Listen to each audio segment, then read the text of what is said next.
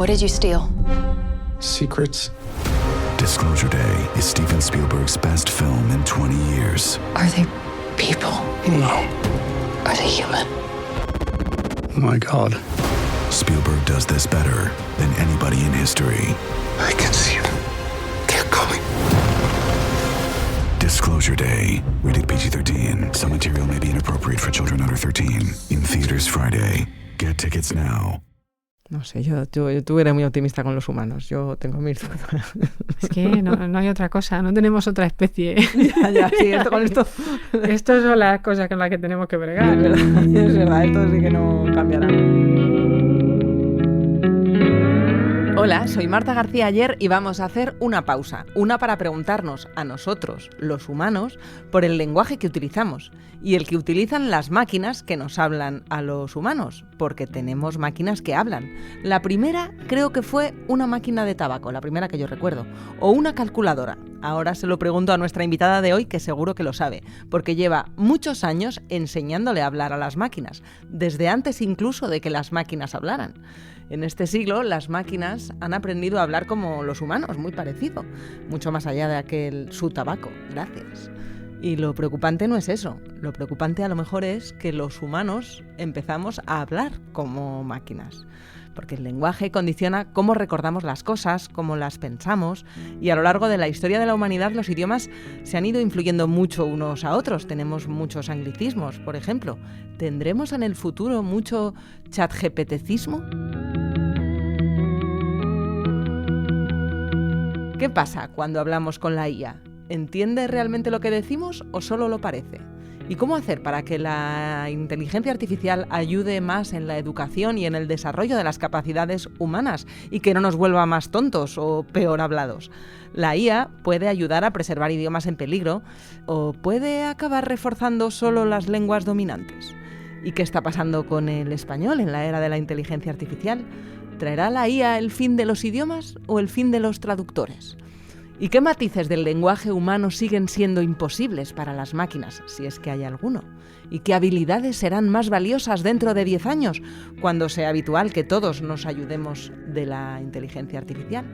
Pues ahora lo hablamos con Pilar Manchón, una de las voces más influyentes del mundo en lingüística computacional e inteligencia artificial, recién llegada de Mountain View, de Silicon Valley, donde trabaja como directora de estrategia de investigación en inteligencia artificial de Google desde 2019. Y no sé si se acordará Pilar, pero yo la conocí antes de eso. Ahora te lo pregunto, Pilar, pero antes te voy a contar una historia. La de la vez que yo visité la sede de Google en Mountain View, en California, hace casi una década. Recuerdo que era un campus ideal, lleno de jardines, bicis de colores y jóvenes en patinete que iban con su perro a trabajar. Todo como sacado del show de Truman. Canchas de voleibol y salas de descanso con más variedades de snacks que un aeropuerto. Eso sí, no recuerdo haber visto a nadie que las utilizara. Aunque la parte que me pareció más curiosa de la sede de Google fue una que seguramente pasa inadvertida a cualquier visitante.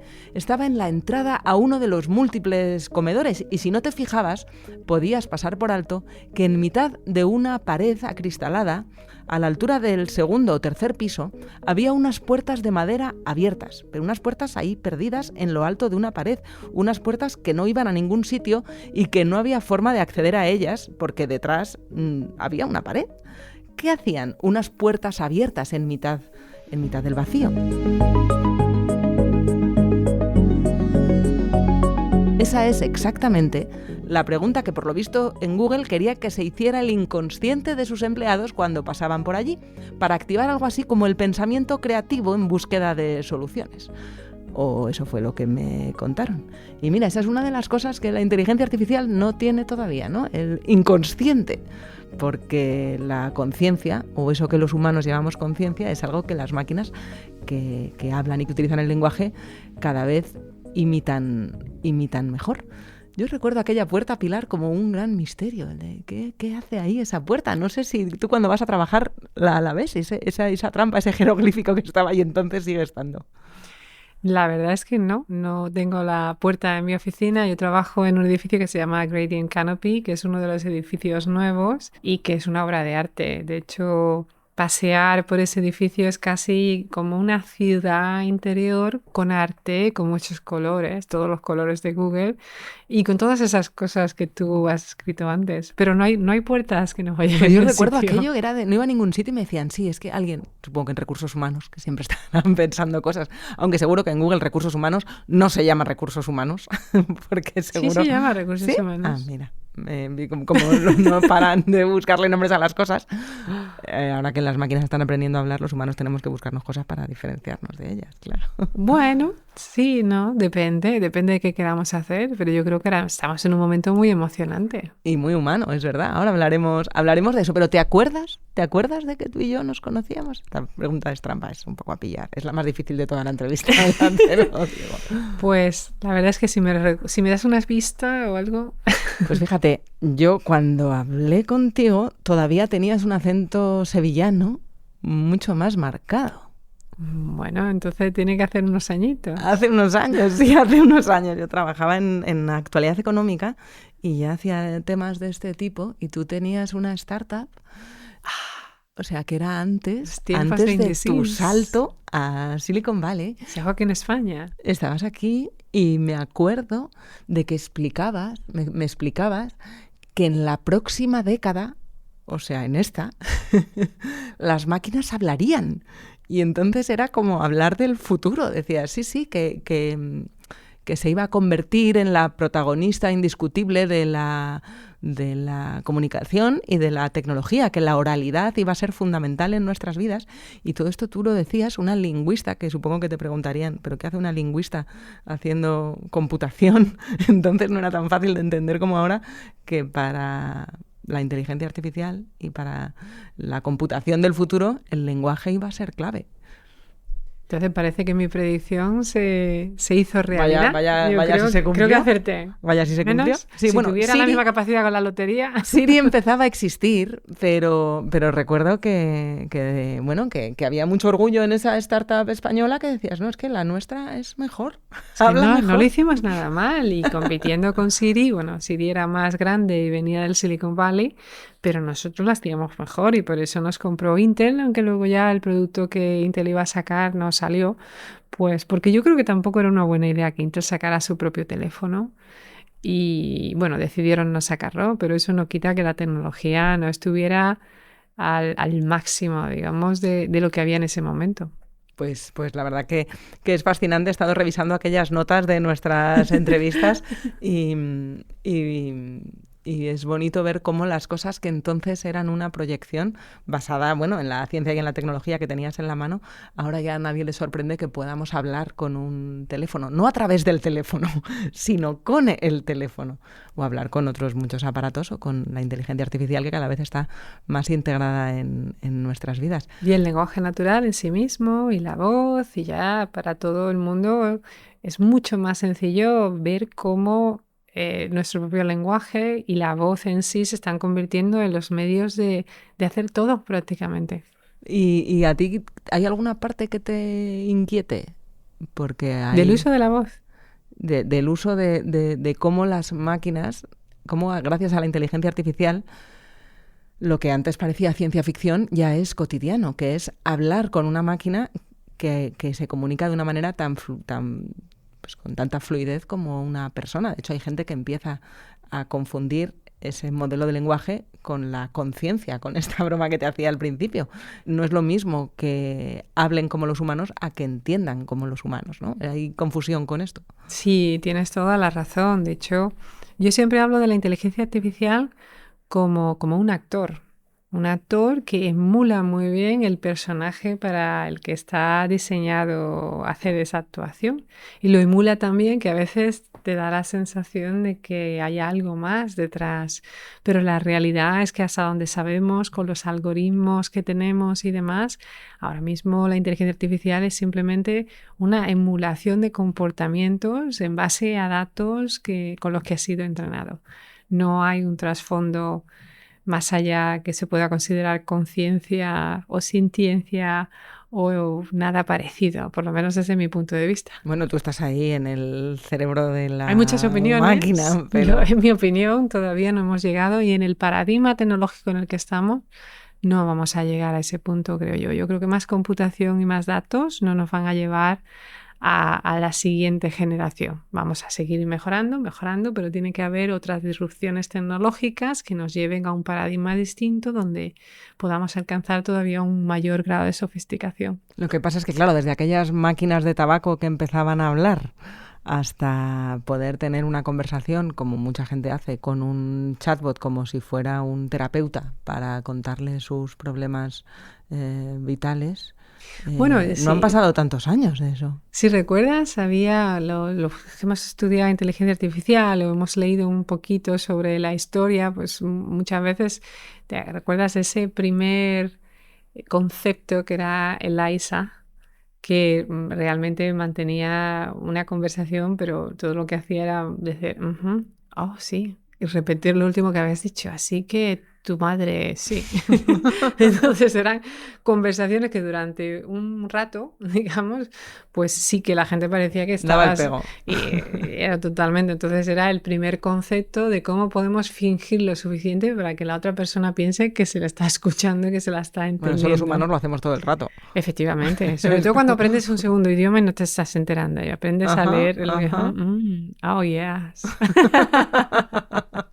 Eso es lo que hace la IA con nosotros, ¿no? Nos hace sentir, nos hace sentir que nos entiende, pero nos está siguiendo el rollo. ¿Cómo es esto? No, eso eran los primeros conceptos de cuando estábamos elucubrando, digamos, como sociedad, qué podía ser eso de la inteligencia artificial, y todo el mundo conoce el ISA y como un experimento casi intelectual, ¿no? Y luego eso llevó pues a lo que primero se empezó a pensar que podían ser los primeros test de cómo no íbamos a conseguir que la inteligencia artificial pues se comunicara tanto como un humano, y ahora esos test ya no tienen sentido porque ahora sí que se comunica como un humano, pero todavía no llega a hacer todas las tareas cognitivas que puede hacer un humano. Entonces pues ya se ha subido, digamos, la vara y ahora el listón está en lo que llamamos inteligencia artificial general, que desde Google la definimos como un agente o un sistema de agentes, digamos un sistema en general que tenga la capacidad de hacer múltiples tareas cognitivas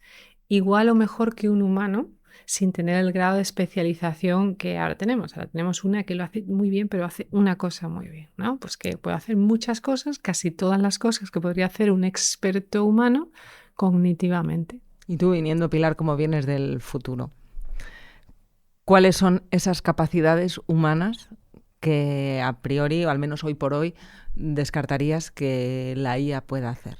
¿Dónde crees que está ese umbral de lo puramente humano? Bueno, en el paradigma que estamos actualmente, con las tecnologías que tenemos a día de hoy, yo creo que todo lo que sea la parte emocional, la parte más subjetiva, la parte que en realidad nos define más como humanos, esa parte no es inteligencia artificial. Estamos hablando la inteligencia artificial que emula alguna de esas otras inteligencias que nosotros tenemos, la inteligencia social, la inteligencia emocional y ese tipo de cosas, pero que a día de hoy no es real tal y como la entendemos nosotros. Es real en el sentido que la puedes utilizar para dar un servicio, pero no es real en el sentido de la consciencia humana, en el sentido de cómo nosotros la sentimos, la percibimos y la percibimos en otras personas. No es real, pero el simulacro a mucha gente le vale. Cada vez hay más gente teniendo una relación sentimental con una IA que le dice te quiero y pues no será cierto, pero el simulacro a muchos humanos ya les vale. O sea, que esa diferencia entre lo que es capaz de hacer y lo que parece que es capaz de hacer, no sé si nos va a seguir importando mucho tiempo a los humanos. Bueno, es la misma diferencia entre un original y una copia, en la que la copia es tan buena o tan parecida al original que necesitas un experto para analizarlo, pero no lo sabes. Sin embargo, el original sigue valiendo más que la copia. O sea, que es el top manta de las relaciones, ¿no? Pues no sé si sería el top manta de las relaciones, pero bueno, es una buena analogía. Yo creo que lo importante es saber que la inteligencia artificial ni siente ni padece. Entonces, cuando hablamos de cosas como la empatía es una emulación de la empatía humana.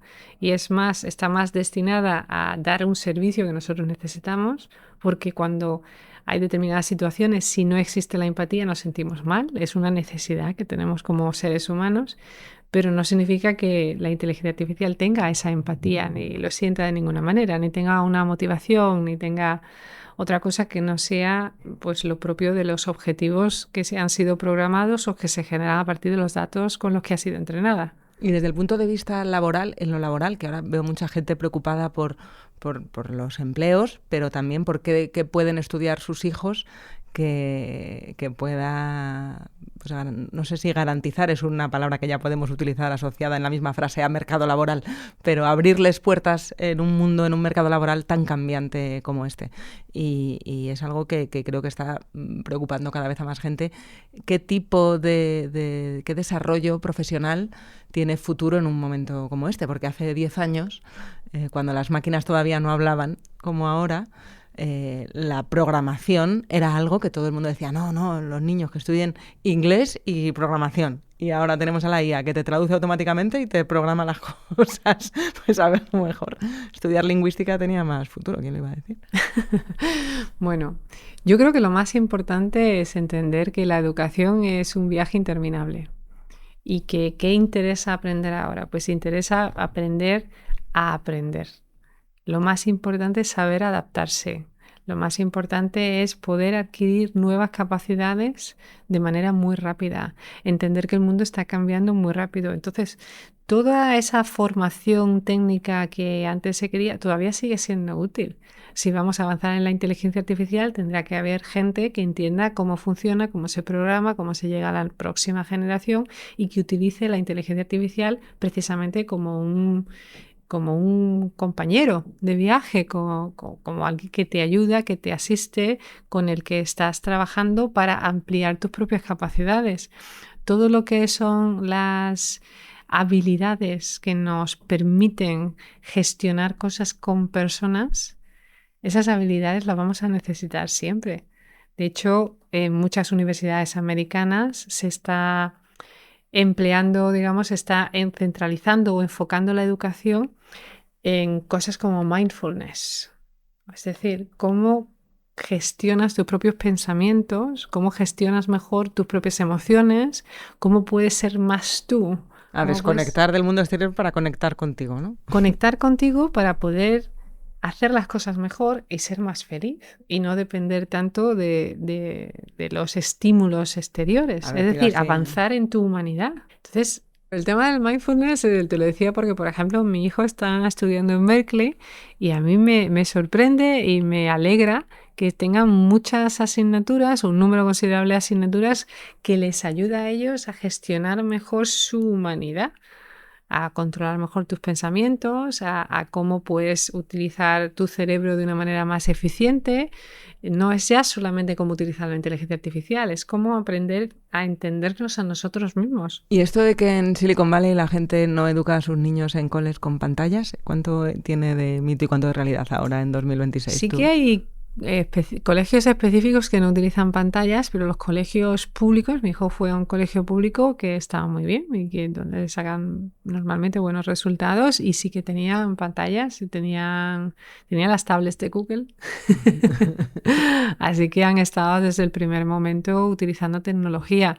Eso sí, se preocupa uno mucho de que no solamente utilicen la tecnología, sino que desarrollen, por ejemplo, el tema de la escritura a mano y otro tipo de capacidades que son también muy importantes a la hora de crecer personalmente y a nivel educativo. ¿Y cómo crees que debería cambiar la educación cuando todo el mundo tiene acceso a la IA? Porque muchas veces cuando hablamos de la inteligencia artificial en la educación es como desafío a los profesores para que los alumnos no copien todo, no le haga la máquina los deberes que tenían que haber hecho ellos a mano. Hay diferentes teorías, si tienen que presentarse más trabajos a mano, si los exámenes deberían ser orales, cómo debería cambiar la educación en un formato en el que no sé si la memorización de contenidos, ya no teniendo Google para buscar los resultados, como venimos teniendo los últimos 20 años, sino la IA que genere pensamientos o ideas nuevas a mano, tendría que cambiar la educación. Bueno, la educación está cambiando ya y de hecho nosotros estamos trabajando mucho en esa dirección y colaborando con profesores y alumnos, estudiantes, para ver cómo podemos ofrecer mejores herramientas y cómo tiene que evolucionar, digamos, el sistema educativo para aprovecharse de las ventajas y las capacidades que te trae la inteligencia artificial, que es un multiplicador, y qué más tenemos que hacer o cómo podemos proporcionar otro tipo de herramientas, mejoras y demás, siempre escuchando, siempre evolucionando, siempre cambiando. Yo creo que como de la misma manera que antes definíamos que la educación es un viaje infinito, que te vas adaptando y que esa es una de las capacidades que tienes que tener, pues igual nosotros tenemos que ir adaptando las tecnologías y las herramientas precisamente para que vayamos coevolucionando. Claro, esa es la teoría, Pilar, pero luego tenemos el mundo real y entiendo que la IA tiene un potencial enorme de fomentar la curiosidad y de abrirnos puertas y de llevar la creatividad humana a nuevos lugares. Pero también tiene la capacidad de resolverte el resumen del CID en un segundo y, digamos, ir erosionando el espíritu crítico, la capacidad humana, y hay estudios, de hecho, que muestran cómo quienes utilizan mucho la IA en sus tareas diarias acaban poco menos que atrofiando una parte del cerebro porque no están haciendo ellos un trabajo mental que antes era humano y que ahora lo podemos delegar, como el no saber cambiar la rueda del coche, que yo no sé tú, pero yo desde luego no sabría cambiar la rueda del coche cuando se pincha porque ya tienes quien venga y lo solucione, y antes, sin embargo, era algo que cualquier conductor sabía que tenía que hacer, ¿no? Estamos perdiendo la costumbre de hacer cosas y no sé si ves riesgo en que el mal uso de la IA, utilizarlo como atajo a lo vago, que es como los humanos hacemos las cosas para ahorrarnos esfuerzos, puede hacer que la IA no sea un trampolín para llevar la mente humana a lugares increíbles, sino para que nos volvamos todos un poco como en la película Wall-E. Pues yo creo que tienes toda la razón del mundo, pero es como cualquier otra tecnología. Cuando se inventó el coche, ¿qué pasa? ¿Ya la gente no puede andar? Cuando coges la bicicleta ya no puedes andar. Bueno, en Texas tampoco. no anda nadie. Sí, depende del uso que hagas. Sí. Entonces, las tecnologías no son ni buenas ni malas, es el uso que les des. Entonces, cuando nosotros diseñamos todas estas tecnologías que te puedan ayudar a expandir tu curiosidad, a explorar nuevos mundos, a avanzar de forma más rápida y demás, la idea es que las uses bien, y por eso no solamente creamos las herramientas, sino que educamos a la gente para que sepa usar esas herramientas. Luego está el sentido común. Y como todo, si abusas de una cosa y lo haces mal y lo utilizas para hacer trampas, pues al final te va a salir mal por algún sitio. O sea, la IA es nueva, pero los humanos nos conocemos, ya nos tenemos calados. Que vamos a por utilizar eso nos los tenemos atajos, que aprender. que vamos a utilizar los atajos, eso no hace falta ir a Berkeley, vamos, que ya lo estamos haciendo. Siempre, eso siempre va a haber alguien que intente utilizar una herramienta o que cree, digamos, sea muy creativo en algún momento para hacer un hackeo o romper una regla. Pero esa es la naturaleza humana misma, eso no tiene nada que ver con la inteligencia artificial. Bueno, que conviven ambas tendencias. Estos días veía en la prensa que en Francia están desarrollando con un sistema fantástico de IA una obra de Molière, con lo que Molière significa para los franceses, ¿no? Pues como Cervantes en español o Shakespeare en inglés. Y han desarrollado una IA para que recree una obra que Molière nunca escribió, pero que lo parece. Votre main, si habile à tracer des billets doux. Y como ha sido en colaboración con un departamento de la Sorbona y es un proyecto en el que hay muchos expertos humanos trabajando y coordinándolo, pues ha sido menos polémico, porque no es la IA es capaz de hacer, no, son los equipos humanos que hay detrás de esta tecnología. O sea, se puede utilizar para llevar la creatividad a nuevos lugares o para anularla. Yo creo que tu pregunta me lleva más a los temas éticos, a la responsabilidad, a la innovación responsable, a los lanzamientos y los desarrollos responsables, que es como trabajamos nosotros en Google. Las herramientas las puedes utilizar para prácticamente cualquier cosa que se te ocurra. La cuestión es dónde están esas líneas rojas. Entonces, en Google lo que hacemos es crear sistemas de gobernanza internos y luego exportar esos sistemas de gobernanza para que la gente empiece a tener unos marcos intelectuales de cara al hecho de que pueda hacerlo no significa que deba hacerlo. Y son muchas de las conversaciones que tenemos, no solamente con partners y clientes, sino con las distintas comunidades, ya sean educativas o en otras industrias como el mundo de la salud. ¿Pero valoráis y demás. cuáles son los impactos que pueden ser más dañinos o confiáis en que luego la gente haga un uso responsable? No, claro, hacemos ejercicios. ¿Y cuáles podrían ser los impactos más dañinos Los impactos usándolo más... mal? Usando mal depende de qué tecnología. Cualquier tecnología que mal usada puede tener un impacto negativo. Si tú le das a un niño una calculadora antes de que aprenda a sumar y le dejas utilizarla antes de que aprenda a sumar, nunca va a aprender matemáticas. Y eso con la IA, porque pasa como cuando los coches no llevaban cinturón de seguridad. Es Claro. una tecnología muy nueva. Todavía no sabemos bien qué mecanismos de protección ni cómo educar a los niños con ellas, porque no éramos niños cuando existían, ¿no? No podemos aplicar nuestra propia experiencia.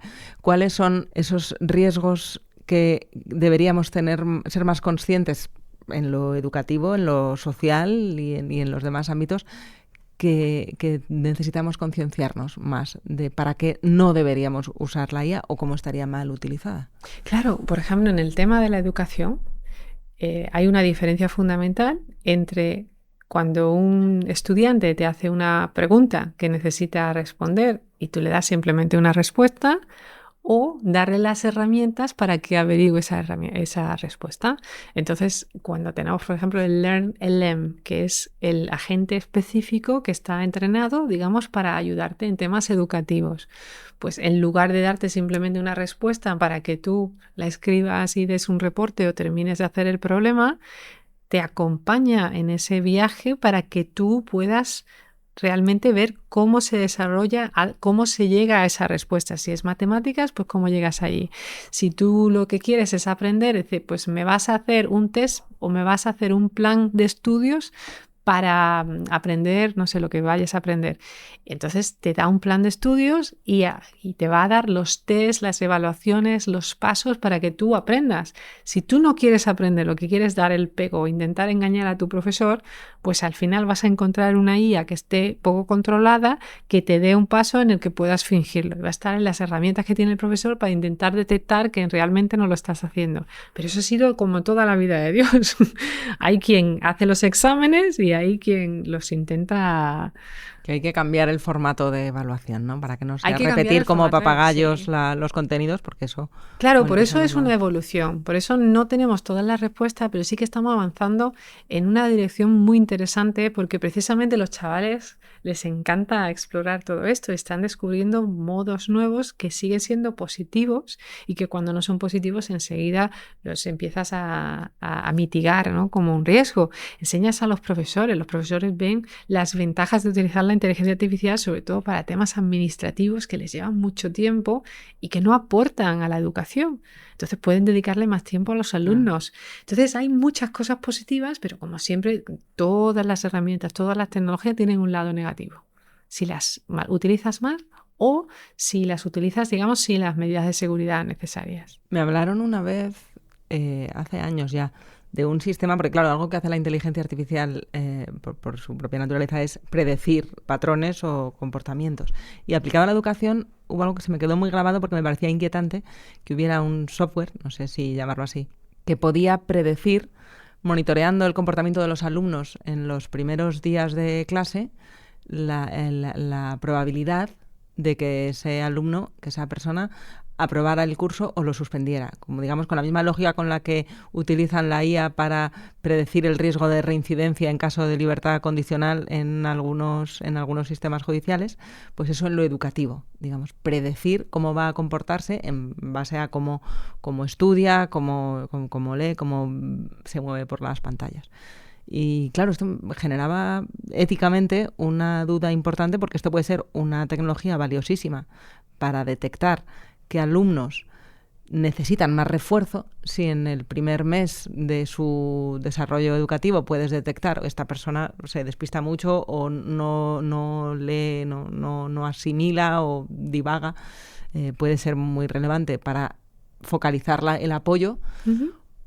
O puede utilizarse para retirarle la beca, ¿no? Esto es, claro, son decisiones más políticas que tecnológicas, pero la capacidad de predicción que tiene la IA y que tienen estas tecnologías, ¿crees que vamos a convivir con este superpoder de la predicción cada vez más extendido, o es algo que es mejor no sacar de la caja de Pandora? Yo creo que no hay que sacarlo de la caja de Pandora porque ya está fuera. Es que estamos viviendo ya con esas tecnologías. La cuestión es entender qué te está diciendo la tecnología y luego tomar decisiones de cómo usar esa información. Entonces, volvemos a sistemas de gobernanza. Muchas veces hablamos de la inteligencia artificial como si hubiera un futuro predeterminado sobre el que no tenemos control y hacia el que vamos, que es muy negativo. Y en realidad es un vehículo y somos nosotros los que decidimos hacia dónde vamos. Yo imagino un futuro donde utilicemos la inteligencia artificial precisamente en la forma en la que tú decías antes, en tu primer ejemplo. Detectas que hay estudiantes que van a tener más dificultad porque las materias son de una manera o de otra, o porque aprenden con una metodología distinta, o por lo que sea. Entonces, utilizas esa información para mitigar ese riesgo y asegurarte de que tenga las mayores oportunidades. No le vas a quitar una beca porque no estás prediciendo el futuro. Lo que estás haciendo es darle la oportunidad a ellos de que se adapten, o a darles tú la oportunidad de conseguir nuevas herramientas, nuevas metodologías, nuevos formatos, que la inteligencia artificial misma te ayuda a hacer eso, para personalizar la educación de manera que puedan conseguir los mejores resultados y alcanzar su potencial. Pero eso lo puedes aplicar a cualquier cosa. Tú puedes aplicar la inteligencia artificial para analizar tu genoma, para ver si tienes pues una probabilidad más alta o más baja de desarrollar una enfermedad u otra. ¿Para qué lo vas a utilizar? ¿Para deprimirte si tienes una...? No, pues lo vas a utilizar, pues mira, si tienes una probabilidad más alta y controlas lo que comes o controlas a qué te expones, pues la probabilidad baja.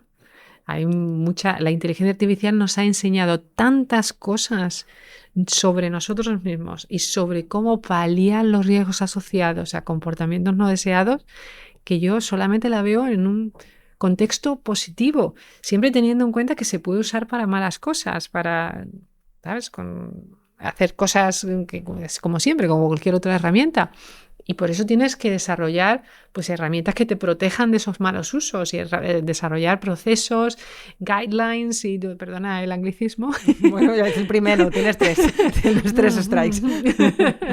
Líneas de comportamiento que te permitan que las cosas vayan en la dirección para las que tú las has diseñado. Pero luego el mundo es mundo, las personas somos personas, como tú bien has dicho, la naturaleza humana es la que es y eso no lo vamos a cambiar. Parece mentira, ¿no? Que no nos conozcamos los humanos ya a estas alturas. Ahora que decías lo del anglicismo y como lingüista que eres o fuiste, no se deja de ser Sigo nunca siendo lingüista. ¿Qué futuro le espera a los idiomas en esta era en la que la inteligencia artificial está cada vez más omnipresente? Porque, por una parte, entiendo que puede ser una herramienta de preservar lenguas minoritarias y ayudar a su desarrollo y su comprensión, pero por otra, las lenguas que no están ahora mismo alimentando a la bestia desaparecen.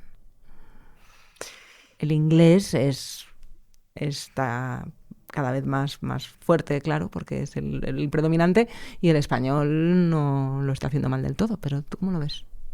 Bueno, sí que es cierto que hay un nivel de anglocentrismo, precisamente pues porque los grandes modelos se están desarrollando en Estados Unidos y el idioma principal de Estados Unidos es el inglés. Pero sí que es cierto que todos los grandes modelos también se están haciendo multilingües, con lo cual tienen una gran cantidad de información en otros idiomas y utilizan fuentes originales en otros idiomas como parte del modelo. Entonces esos idiomas no se van a perder.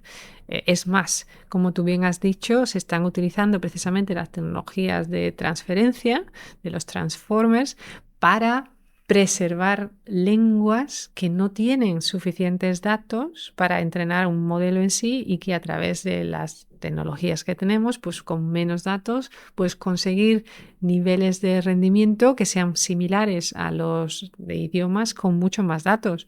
¿Dónde está el quid de la cuestión, en mi opinión? Aprender un idioma es mucho más que simplemente tener una capacidad que te pueda ayudar en un trabajo o que te pueda ayudar si vas de viaje a algún sitio. Aprender un idioma te da una estructura mental distinta que te ayuda a comprender cómo otras personas piensan. Tú al principio de esta conversación mencionaste que la lengua que utilizas tú, tu lengua nativa o las lenguas que utilizas a nivel nativo, de alguna manera estructura no solamente tu pensamiento lógico, sino incluso cómo percibes la realidad. Y hay muchos estudios en esa dirección. Entonces, cuando aprendes un idioma nuevo, aprendes una forma nueva de ver el mundo. Entonces, siempre merece la pena. No es lo mismo tener un traductor simultáneo que nos está traduciendo de un idioma a otro que realmente entender cómo esa persona está percibiendo el contexto que estáis compartiendo. Bueno, pero entonces sería como dejar de necesitar montar a caballo para ir a trabajar y aprender a montar a caballo para disfrutarlo, ¿no? Los caballos También, me encanta el ejemplo. Fueron fundamentales para Sí. movernos por el mundo y luego pasaron a ser un hobby. Entonces, con la IA siendo capaz de traducir en tiempo real casi todo, ¿crees Sí. que el oficio de traductor va a ser algo cada vez menos humano? Yo creo que hay siempre espacio para tener un humano que lo sepa, porque no quieres perder esa capacidad. Entonces, lo que no vamos a necesitar es el mismo nivel de traducción que hemos necesitado anteriormente, porque ya tenemos un servicio automático, No pero para la siempre parte hay práctica, ¿no? necesidad, Claro. siempre hay necesidad de tener, sobre todo en cosas importantes, donde no te puedes equivocar, donde quieras tener pues la seguridad de que algo se está traduciendo o haya unas sensibilidades especiales. En fin, hay muchas razones por las que quieres tener un traductor humano que sepa, que entienda y que trabaje. Otra cosa es que lo necesites para cosas de andar por casa, para que te traduzca un certificado para ir a otro país o para que te dé una guía turística en un país que no conoces. Pero yo creo que va mucho más allá de un hobby, como tú decías, aunque el ejemplo me ha gustado mucho. Yo creo que también te abre de mente, ¿no? Que cuando entiendes la perspectiva de otra persona a través de su idioma y eso te da una percepción distinta de la realidad, te ayuda a entender mejor por qué hacen determinadas cosas o por qué tienden a pensar de determinada manera. Y eso te ayuda también a tener conversaciones más interesantes. Hay una cosa que no sé cuánto te inquieta a ti, a mí bastante, que le leí a unos profesores de Harvard y ahora mismo no me acuerdo del nombre, pero seguro que cuando mandemos la newsletter de Pausa a los oyentes ya lo he encontrado, que alertaban de cuidado, porque efectivamente los lenguajes son permeables, el intercambio, como decía antes lo de los anglicismos, pues lógicamente los idiomas van evolucionando y van incorporando las nuevas formas de hablar.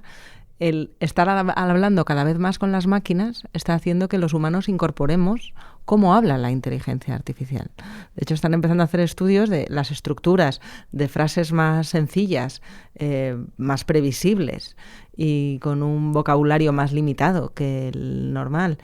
Y diciendo mucho menos por favor y gracias, sino hablando más con imperativos y con órdenes, es algo que están estudiando el riesgo que modifique cómo hablamos. No vamos a hablar con el guión largo este que hay chatbots que siempre incorporan y que es la manera más fácil de detectar que alguien ha sido muy vago para escribir su propio email. Pero sí que hay una preocupación ya no de que las máquinas aprendan a hablar como los humanos, que eso está muy bien, sino que seamos los humanos los que vayamos simplificando nuestro idioma a la manera en la que las máquinas nos van habituando a relacionarse con nosotros, porque hay quien hablará más con su ChatGPT, su Gemini, cada uno que tenga el suyo, que con humanos. Pues sí, no es un riesgo baladí, es cierto que siempre hay una bidireccionalidad y que además nosotros los humanos de manera natural nos adaptamos al medio. Es más, si tú y yo habláramos mucho, pues tú te adaptarías un poquito más a cómo yo hablo y yo me adaptaría un poquito más a cómo tú hablas. Entonces esa interacción, ese dinamismo, la lengua es una cosa viva.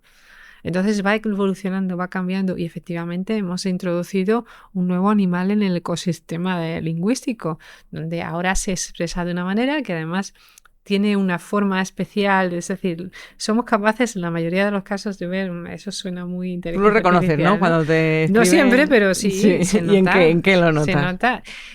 Es difícil analizarlo, pero yo creo que hay unas pautas que son casi demasiado perfectas, ¿no? Que son menos personales. Depende de cuánto trabajo le hayan puesto en el prompt para escribir el email también, ¿no? Sí. Entonces sí que es cierto que hay algo especial, pero precisamente porque existen esas investigaciones que nos avisan de que existe el riesgo de que se permeabilice hacia nosotros esas simplificaciones lingüísticas, podemos optar a desarrollar herramientas que mitiguen ese riesgo o que lo eviten.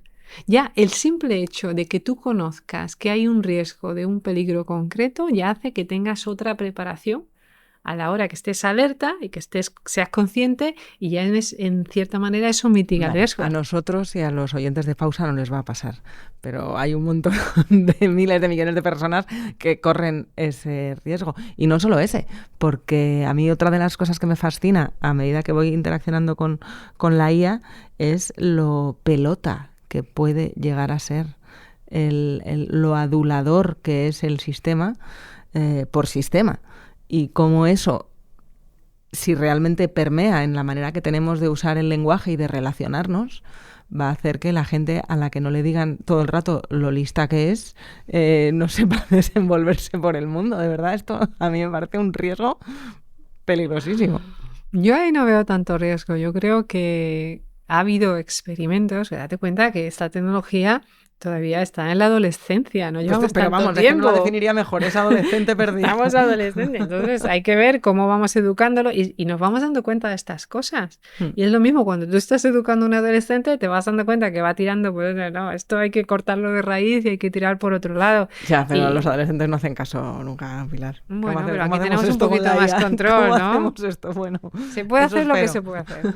Y yo creo que cuando detectamos que puede haber, digamos, comportamientos indeseables, pues es precisamente la oportunidad para afinarlo, para optimizarlo, para mitigar ese riesgo. De hecho, han salido varias versiones de algunas de estas herramientas que se han ido muy en esa dirección y la gente pues no les ha gustado nada. Entonces vamos a buscar un poquito el equilibrio, pero hay que darse tiempo, hay que ser conscientes y utilizar el sentido común. Claro, el sentido común. Hay otro rasgo obvio de la IA, de cómo habla, de cómo nos habla, y es que está aprendiendo, la estáis alimentando fundamentalmente con textos escritos, ¿no? Es de donde más ha bebido. También la oralidad ahora se está trabajando, pero a menudo son, pues, yo qué sé, películas o programas de radio, pero que a menudo vienen de guiones previos. Es decir, no es como la gente hablamos o hablábamos, porque no hablamos como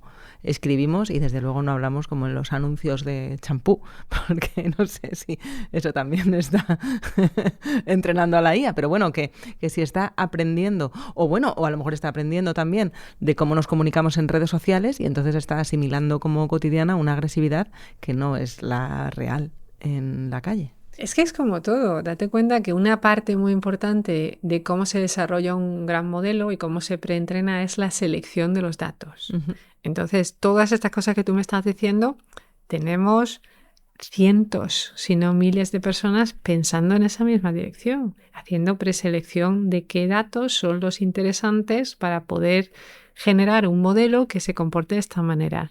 ¿Cuáles son los riesgos asociados a comportamientos no deseados? ¿Cómo podemos mitigar eso? Lo hacemos con datos, lo hacemos con filtros, lo hacemos con preentrenamiento, con post-entrenamiento. Hacemos de muchas maneras. Entonces, date cuenta que no hemos nacido ayer como empresa, pero es que además trabajamos con muchísimos científicos de distintos campos del saber y la ciencia, la lingüística, la ciencia cognitiva, la antropología, la psicología y demás, precisamente para anticiparnos a posibles comportamientos indeseados. Entonces, yo no me preocuparía tanto porque eso fuera algo pernicioso que va a durar en el tiempo. Simplemente hay generaciones que van mejorando y riesgos que vamos mitigando conforme se van descubriendo. No, sí, a lo mejor soy más optimista en lo tecnológico que en lo humano. Que no me fío de los humanos, ya te lo digo. Bueno, tenemos una oportunidad para usar estas herramientas precisamente para educar mejor a los humanos, ¿no? Yo creo que tenemos la oportunidad de ser más humanos con la inteligencia artificial, si lo usamos bien. ¿Y qué error de percepción, y sobre todo de los que repetimos los medios, te gustaría aclarar? Porque hablamos cada vez más de inteligencia artificial y no necesariamente sabemos lo que decimos. Y yo creo que hay un cierto peligro en cómo se habla del antropomorfismo. Yo creo que no se entiende del todo bien. Hay partes muy positivas del antropomorfismo a nivel de inteligencia artificial y hay otras partes que son muy negativas. Ponos algún ejemplo para entenderlo. Entonces, el antropomorfismo es básicamente atribuir características que son propiamente humanas a cosas que no lo son. Y eso lo hacemos mucho con la inteligencia artificial. ¿Por qué? Pues porque nos habla como si fuera un humano, se comporta como si fuera un humano. Pero eso no significa que sienta ni padezca, que tenga una agenda oculta, que tenga ni siquiera motivación. Entonces, cuando empiezas a pensar, me ha dicho esto, ¿por qué me lo habrá dicho? Piensa que no soy suficientemente buena o que soy demasiado buena. Es que no piensa, es que no está pensando, es que lo que está intentando es cumplir un objetivo que va en función de algo que es lo que ha entendido que tú como usuario quieres. Entonces muchas veces se confunde esos comportamientos que son muy parecidos a los humanos con las intenciones de un humano que hubiera tenido ese comportamiento. Y eso se confunde con una cosa con la otra. Bueno, se confunde, pero ahí las empresas están poniendo mucho de su parte. Hay buena parte del mundo corporativo que está encontrando un nicho de negocio en vender mucho humo, vender la idea de que no, que esta tecnología es humana o puede llegar a serlo. Ahí yo difiero un poco, ¿no? No dudo que haya empresas que no estén haciendo las cosas correctamente y no sean éticas. Pero una cosa es vender humo y otra cosa es vender una ilusión. Si tomamos, digamos, la misma idea que tú estás haciendo, pues el cine es todo mentira. Hacen una película porque bueno, no es todo mentira, te están vendiendo una ilusión. Es ficción, claro, pero se vende como tal, a la entrada, compras la entrada. Esto te está diciendo, esto te está prometiendo casarse contigo. Entonces, ¿hay quien lo está queriendo ver de verdad? No necesariamente, ya vamos a los límites éticos, ¿no? Si tú hablas con alguno de los grandes modelos, por ejemplo los nuestros, Gemini no te va a decir nunca me voy a casar contigo y te adoro y te amo y eres el amor de mi vida, pues porque no está entrenado en esa dirección, todo lo contrario, intenta evitar conversaciones que puedan poner en riesgo o que puedan llevarte a engaño de alguna manera. Ahora bien, si tú quieres crear una ilusión de una novia virtual y tu negocio es crear parejas virtuales con los que puedas mantener una conversación, que sí que hay una línea de negocio que se está desarrollando en determinados países y demás, tú sabes que con lo que estás hablando es una inteligencia artificial. Pero tú lo sabes, ¿no crees que estamos entrando en una era fascinante, desde luego, pero en la que cada vez más gente es incapaz de diferenciar lo real de lo irreal? Sí que es cierto que muchas veces es difícil, pero ahí es donde viene la regulación. Y la regulación te fuerza a que si tú estás hablando con un asistente virtual, o sea, con un agente de inteligencia artificial, se identifique como tal. Y eso no debería ser obligatorio, ¿no? De hecho, en Estados Unidos es obligatorio. Que la máquina te recuerde que es una máquina. Que la máquina te diga a priori que si tú vas a hablar con una máquina, sepas que estás hablando con una máquina y no es un humano. Y eso es obligatorio. Yo no sé, la legislación ya se me escapa en qué país es legislación o proyecto de legislación. Lo que no está prohibido es que esa máquina te haga creer que te entiende como un humano. Y no es verdad. Es que, ¿qué significa eso? Que te entiende como un humano. Porque cuando hablamos, simplemente el hecho de entender significa una cosa distinta cuando yo te digo si la máquina te ha entendido o si tú me has entendido. Y si la máquina te ha entendido es que ha hecho un procesamiento del lenguaje natural de la cadena de caracteres que tú le has dado y sabe qué respuesta es la óptima que te tiene que dar.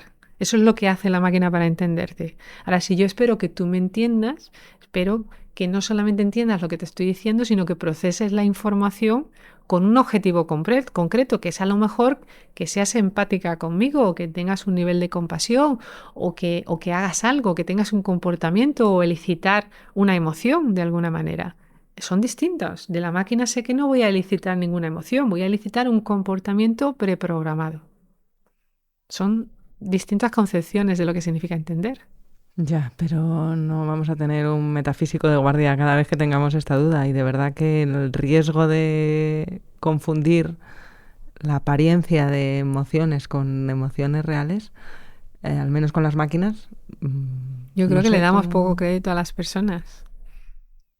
Mira, el aguarrás y el agua se parecen mucho, pero nadie se va a beber por error una botella de aguarrás. Bueno, incluso pueden votar a alguien que recomiende beber lejía para luchar contra el COVID. Yo Y eso es soy la muy pesimista con los humanos. La naturaleza humana yo no te la voy a discutir, pero sí que te digo que si, por ejemplo, pensáramos en todos los accidentes de tráfico que hay, no te volverías a montar en ningún coche. Si pensaras en que cada avión que vas a coger, estoy a punto de coger un avión, se puede caer, no te montas nunca en un avión. Riesgos hay en todo. Riesgos hay si nos quedamos aquí, es posible que haya un terremoto, se caiga. Puede haber riesgo en todo. Pero la cuestión es evaluar esos riesgos, mitigarlos, educar a la gente, precisamente para que sepa identificarlos. Estamos a tiempo, ¿no? De entender mejor cómo utilizar la IA para... Estamos a tiempo Bien, y estamos a haciendo tiempo. mucho. Porque es que esto cambia Hay que tan ser rápido, muy- esto cambia tan rápido que a veces da la sensación que la tecnología va más rápido de lo que luego podemos irnos adaptando. Mira, a mí hay un dicho de John Ford que me gusta mucho, que es algo parecido a tanto si piensas que puedes como si piensas que no puedes, tendrás razón. Entonces yo elijo pensar que podemos. Y si estamos a tiempo, tenemos todas las herramientas. Ahora, eso sí, tiene que ser un esfuerzo global. No es lo que hagamos unos pocos, es la sociedad. Y la sociedad civil tiene un papel muy importante que jugar. Bueno, hace 10 o 15 años, Pilar, me dijiste que las máquinas hablarían cuando era difícil de entender bien esto de la lingüística computacional. Y así fue. Esto de que la oralidad sea la manera cada vez más frecuente de en vez de teclearlo todo, podérselo pedir. Era apenas hace 10 años una quimera. Así que te voy a pedir que nos asomes un poquito a qué puede ser algo normal dentro de otros 10 o 15 años que ahora mismo todavía nos parece fantasía.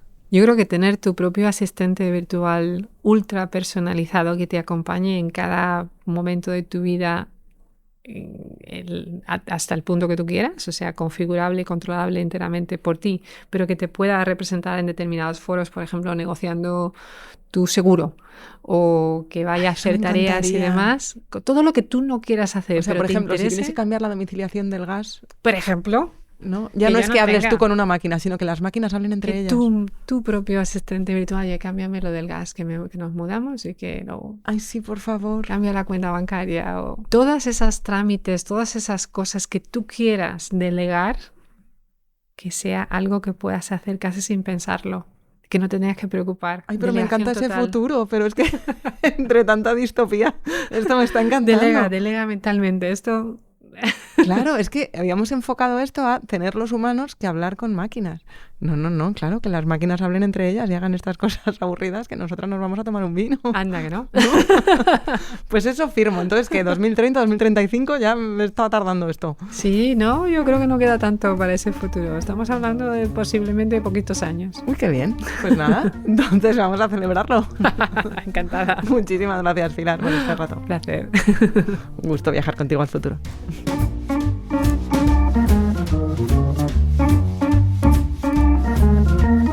Pausa es el podcast semanal del Confidencial que dirige y presenta Marta García Ayer, con la realización y el diseño sonoro de Ana Schultz, la asistencia técnica de David Fernández Marcos, los vídeos de Pablo Porcuna y Lucía Cencerrado y la coordinación de Antonio Martín. Recuerda que también puedes suscribirte a la newsletter de Pausa con recomendaciones y contenidos exclusivos de todo lo que comentamos en el episodio.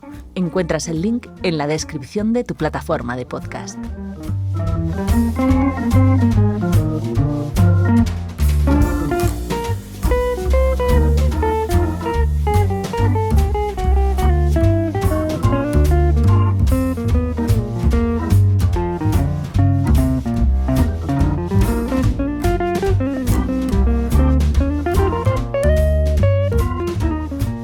pues sí que es cierto que hay cosas que hago diferentes, hay cosas que digo distintas. No, hombre, es que aquí vienes y vienes del futuro, perdóname. O sea, aquí vienes del futuro, Pilar. Pero muchas veces cambias el chip casi en modo automático y no te paras a pensar cómo explicar el porqué. El viaje en el tiempo que acabas de hacer, ¿no? Esto es para mí, me lo puedo ver. Sí, por favor. Porque vengo. Los viajes en el tiempo siempre cansa.